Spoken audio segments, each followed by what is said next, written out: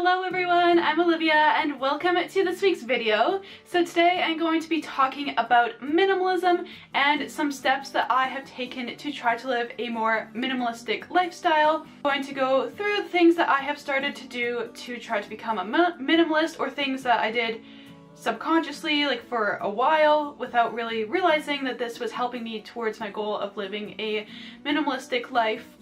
So I just want to make it clear that I'm not trying to judge anyone's personal lifestyle choices. I fully believe that you should live however you feel is best for you and your life.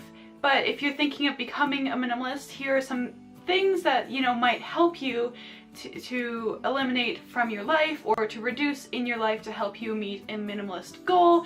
And for me, this video I'm also making it because it helps to hold me accountable for my actions and how I am choosing to live my life. And this is completely judgment-free. Please do not take it as me telling you this is how you need to live. This is this is just basically me talking about things that have worked for me.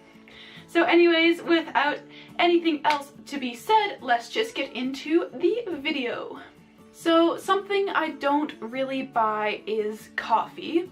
So for me, I tend to either drink nothing in the mornings. Well, I mean, like, I have water and stuff, but in terms of like extra drinks, I don't really drink coffee. I usually make myself some green tea, or I don't have anything. Not into like buying coffee every day. Like, for me, I just hate lineups, and coffee, in my opinion, is just something that's like really overpriced, and it's something that I treat myself to occasionally, but I don't, stand up in lineups every morning to get my coffee. Something else I don't really buy is shoes. So I think I have one pair of shoes that I wear every day. I wear my black Converse every day, usually, because I don't know, I just find that they go well with pretty much any outfit. I do have a pair of boots that I bought in grade 10 and still wear occasionally. Usually I wear them in the winter when it's not so snowy that I need snow boots, but I still want to wear boots. So I wear those occasionally, and I have another pair of boots as well that I got in high school. But yeah, I don't usually like go shoe shopping or buy a whole lot of shoes. I just have a main pair of shoes that I tend to wear every day. So this next one is a bit more general, but I just don't buy products that have excessive packaging on them, like things that are wrapped in plastic that I feel like don't need to be packaged in plastic. So number 4 is I don't buy a new phone every year, or even every couple years. The only time I buy a new phone is when my phone stops working. There's so much advertising for new phones, and it makes people, want to buy a new product so that they can have like the latest version of something. I don't know, I've tried to get away from like falling into advertisement traps and stuff. That's something that I've been working on a bit more. And phones are expensive too. Like, I can't afford to have a new phone every single year. And you know what? I'm happy with my phone. It works well. Like, I don't plan on getting a new one until this one is just completely done. Number 5 is clothing for specific events. So I have one fancy dress that I wear to pretty much every special occasion.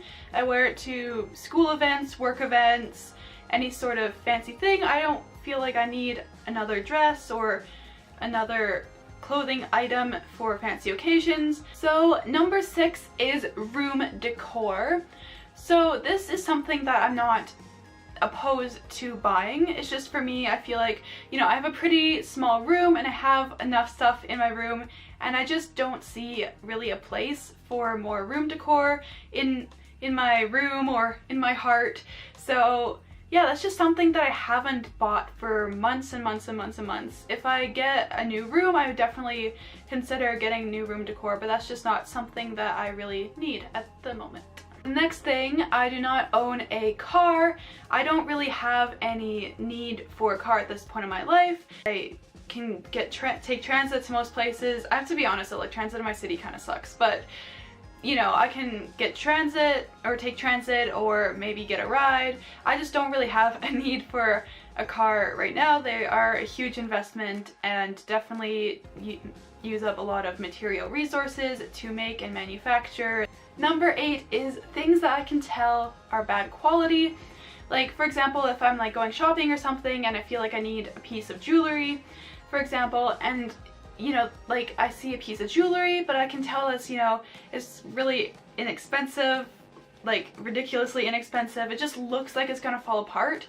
Those are products that I tend to avoid because it's just really wasteful to buy products that aren't going to last very long and are just gonna like end up in landfills right away. So in general, I just don't buy things that I haven't wanted for a long time. I will occasionally treat myself to something that I see and like I occasionally buy things on a whim, but I try not to just splurge and like buy a whole bunch of stuff that I don't need. And for me, it's just really worth it to save up my money for things I've wanted for such a long time. Next thing is magazines. I feel like most people don't buy magazines that much anymore. You know, most people just tend to read magazines like in the grocery lineup or at the dentist or something like that. But yeah, for me, I just can find articles that I want to read online, and if there's stuff that's interesting to me, I just look it up. This one's kind of touchy. Again, not trying to judge anyone's life choices, but I personally do not buy disposable menstrual products.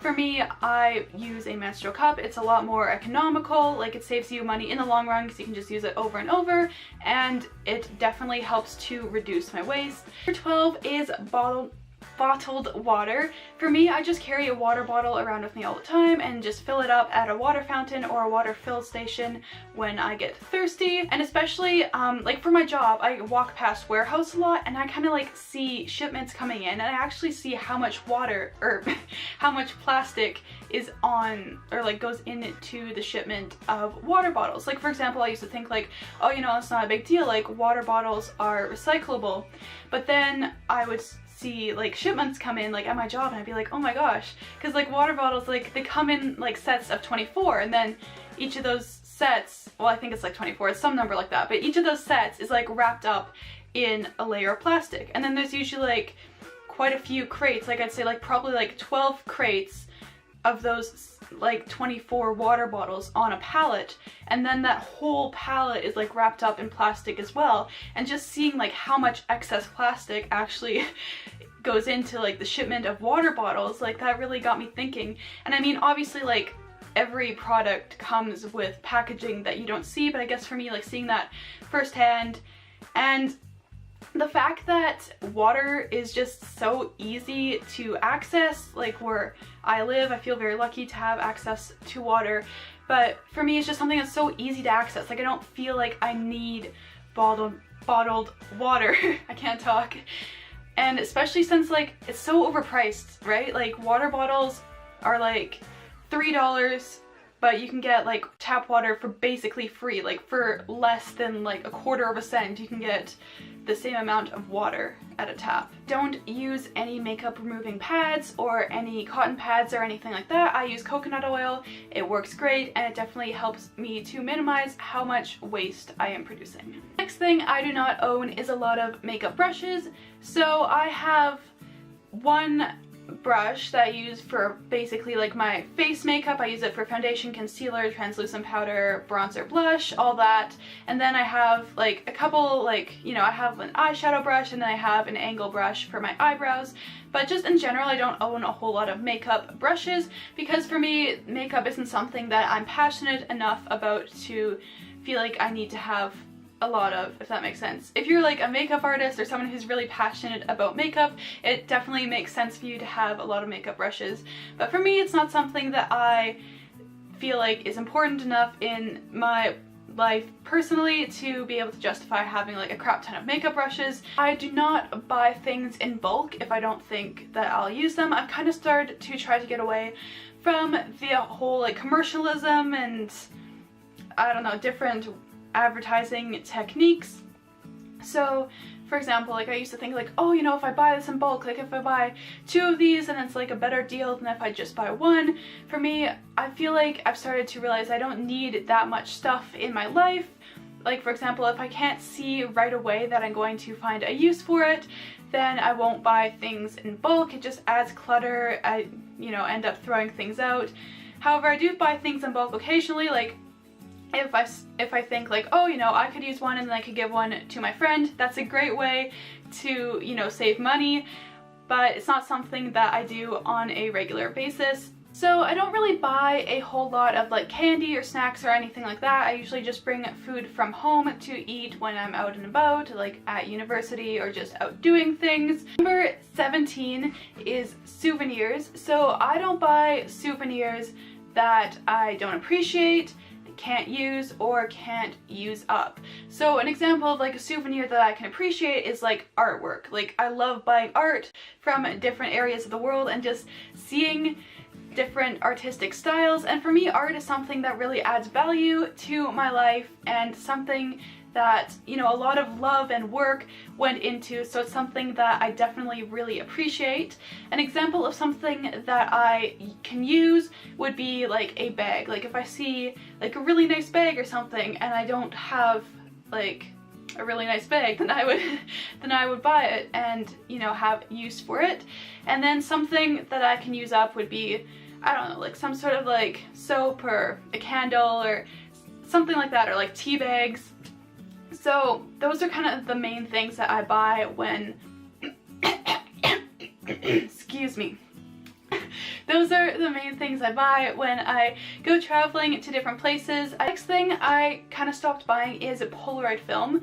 So I have a Polaroid and I have a lot of Polaroid photos and I really like them. I think they look super cool and like retro and really nice. But for me, I just feel like I have, you know, I got to the point where I have enough Polaroids, like I'm happy with the number of Polaroids that I have, and I don't know, I just started to feel like, you know, it's excess waste, like the carton or the cartridge or whatever that all the photos come in is like plastic that can't be recycled.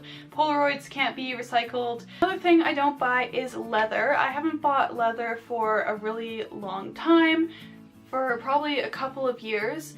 I do have a pair of shoes that is made of leather, I believe, and I have a leather belt, but for me I've just started to kind of realize that, you know, a lot of water and land and resources goes into raising cows, and for me, I personally kind of see it as like a waste of an animal, this is really weird wording, to like produce like leather products. For me, it's just so easy to find alternatives to leather, and it's just something that I don't really feel like I need to buy and need to contribute to. Number 20 is one-use items for specific events. I don't know, like things like really specific decorations, like decorations that you can't use year after year, and things like confetti. I don't know, those are things that I've started to try to avoid. I mean, it's not like I have a lot of parties or like special events anyways, but if I did, I would, you know, try to not buy decorations that I can't reuse or things that I can't upcycle.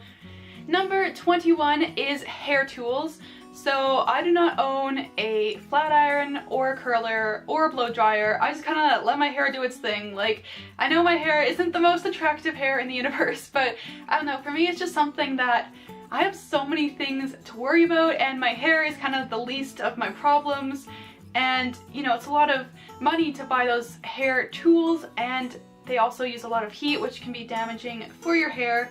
So I just kind of like, you know, just let my hair do its thing. Number 22 is in general. It's like a more general one and something that I'm not perfect at, but I definitely try my best to not buy from brands that I haven't researched or looked into, because there are a lot of brands that have views that differ from my personal views on, you know, treatment of human beings and treatment of animals and environmental impact. So I definitely try to look into brands and find alternatives. Obviously it's not always possible to find an alternative to a specific product, and sometimes, you know, I don't have the time to research into specific items, but I definitely do try to do that a lot more than I used to. The next thing that I stopped using is plastic toothbrushes.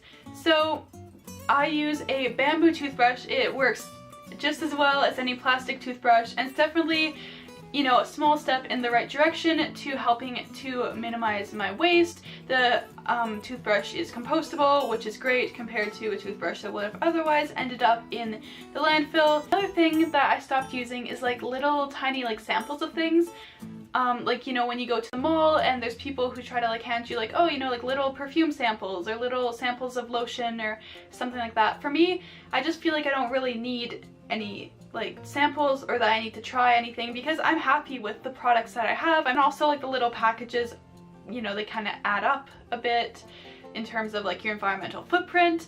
And a lot of those products, like, as you guys know, I'm trying to use a lot of natural products, and a lot of those little samples like have kind of scary ingredients in them. So, you know, that's just a tiny step that I've taken to try to live more minimalistic and try to like declutter my life a bit. So yeah. And the very last thing on this list is new swimwear. So I have 2 pairs of bikinis right now, and I think 1 full length, is that the right word? Like one piece swimsuit, there we go.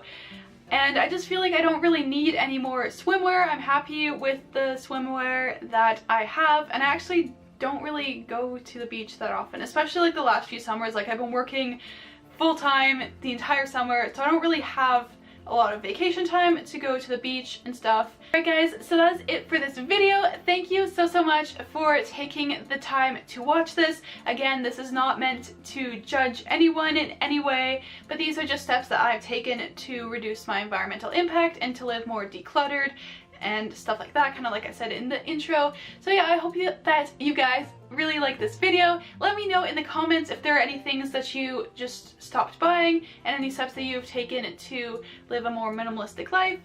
And yeah, I'll see you guys next week with another video. Bye! I really hope my eyelid wasn't like that the entire video. Ah! There we go.